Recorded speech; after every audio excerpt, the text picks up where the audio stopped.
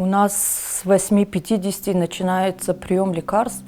У нас проблема с давлением сильно скачет, поэтому мы 3 лекарства принимаем от давления, плюс у него на фоне гормонов тахикардия, и вот этого тоже пьем таблетки, и до 10 вечера периодически пьем.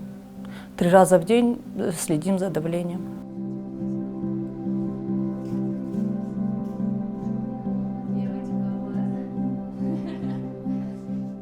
Эта болезнь уже хроническая, но нам нужно вывести его в ремиссию, чтобы не опасно было для жизни.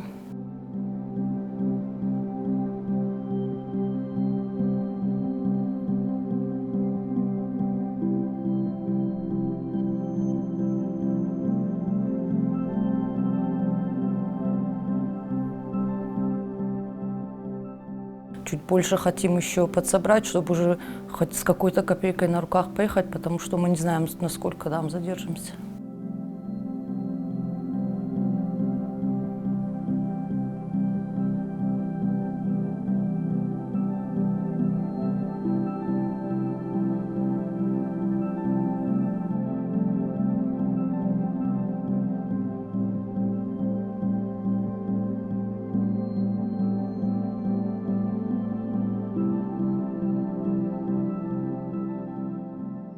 Мы каждую неделю сдаем анализы, проверяемся. Мы на учете стоим у нефролога, у окулиста проверяемся, потому что гормон тоже может посадить зрение.